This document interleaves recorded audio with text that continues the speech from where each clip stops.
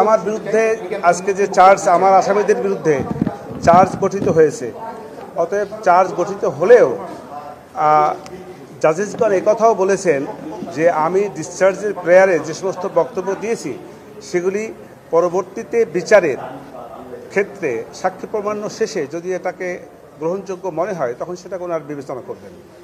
অতএব এইটাই, আমি মনে করি না যে কোনো ভুল কিছু হয়েছে, সঠিকভাবেই হয়েছে। মানে এখনো আর কি আইনি যে লড়াই এখনো শেষ হয় নাই, সামনের দিনে এখনো আসা? অবশ্যই না, অবশ্যই আইনি লড়াই একটা লাস্ট যুক্তিতর্ক পর্যন্ত আইনি লড়াই থাকে। যেহেতু একজন আসামি দোষ স্বীকার করেছে, তাহলে এই ঘটনাগুলি ঘটেছে এটাই কি বলা যায় এখন?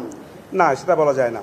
একজন আসামি দোষ স্বীকার করেছে, দোষ স্বীকার 10 জন আসামির মধ্যে একজন স্বীকার করতে পারে, তার ভিতরে হয়তো কোনো রকমের অপরাধ থাকতে পারে তার ব্যক্তিগতভাবে, অন্য আসামিদের তো দোষ নাও থাকতে পারে।